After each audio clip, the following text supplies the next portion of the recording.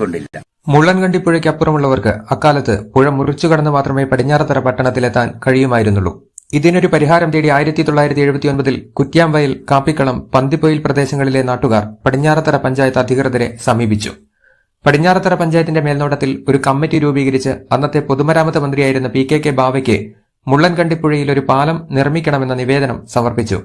ഈ ആവശ്യം പരിഗണിച്ച മന്ത്രി പാലത്തിനൊപ്പം പടിഞ്ഞാറത്തറയെ കോഴിക്കോടുമായി ബന്ധിപ്പിക്കാൻ പൂഴിത്തോട് പെരുവണ്ണാമൂഴി വഴി ഒരു ബദൽ റോഡ് കൂടി നിർമ്മിക്കാമെന്ന ഉറപ്പാണ് നൽകിയത്. ഈ റോഡിനെക്കുറിച്ചറിയാൻ സർക്കാർ ഒരു പഠന സംഘത്തെ നിയോഗിച്ചു. വയനാട്ടിലെ മറ്റു ചുരങ്ങളെ അപേക്ഷിച്ച് കയറ്റിറക്കങ്ങളില്ലാത്ത അപകടരഹിതമായ ഒരു വനപാത എന്ന റിപ്പോർട്ടാണ് ഈ സംഘം സർക്കാരിന് നൽകിയത്. ഈ സുവർണാവസരം പ്രയോജനപ്പെടുത്താനുള്ള ജനകീയ സമിതിയുടെ തീവ്രശ്രമം ചക്കിട്ടപ്പാറ പടിഞ്ഞാറത്തറ പഞ്ചായത്ത് പ്രതിനിധികളും പൊതുമരാമത്ത് മന്ത്രി PK ബാവയുമായി കോഴിക്കോട് പെരുവണ്ണാമൂഴിയിൽ വെച്ച് ഒരു ചർച്ചയ്ക്ക് വഴിയൊരുക്കി. 27 ഏക്കർ വനഭൂമി ഏറ്റെടുക്കേണ്ടി വരുമെന്ന് പൊതുമരാമത്ത് വകുപ്പ് അധികൃതർ അറിയിച്ചു. ഇതിനു പകരമായി ജനകീയ സമിതിയുടെ നേതൃത്വത്തിൽ പഞ്ചായത്തുകൾ 54 ഏക്കർ ഭൂമി നൽകാമെന്ന ഉറപ്പ് നൽകി. എന്നാൽ വനംവകുപ്പിന്റെ ആവശ്യം 104 ഏക്കർ വനഭൂമി നൽകണമെന്നായിരുന്നു. വനം വകുപ്പിന്റെ ഈ നിബന്ധന അംഗീകരിച്ച് തൊണ്ടർനാട്, പടിഞ്ഞാറത്തറ, ചക്കിട്ടപ്പാറ, ചങ്ങരോത്ത് പഞ്ചായത്തുകളിൽ നിന്നായി 104 ഏക്കർ ഭൂമി വനം വകുപ്പിന് നൽകി.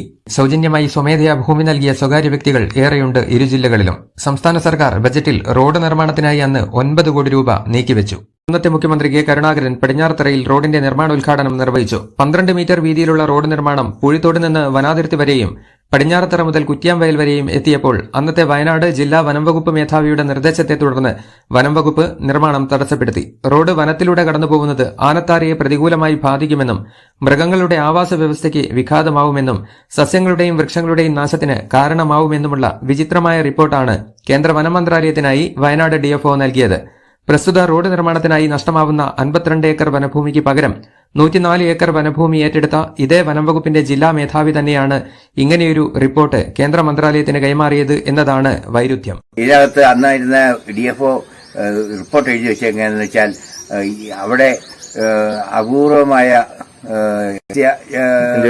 ജാലങ്ങള്, അപൂർവമായ പറവകള്, പിന്നെ ആനത്താരി, ഇത് എന്നൊക്കെ പറഞ്ഞ് അങ്ങേര് ആ ഫയല് മടക്കി. അങ്ങനെയാണ് അത് നിർത്തിക്കളഞ്ഞത്. പിന്നീട് ആരും അതിന് ഉത്സാഹം കാണിച്ചുമില്ല.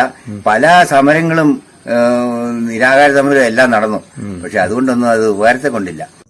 കാട്ടിക്കൂടെ കടന്നു പോകുന്നത് വിശദമായിട്ട് അതിലെല്ലാം പോയി നോക്കിയിട്ടൊന്നും കാര്യമായിട്ടൊന്നും പോകാനില്ല. വലിയ കാട്ടിക്കൂടെ ഒന്നും അല്ല പോകാൻ, വലിയ കാടൊന്നുമില്ല അവിടെ.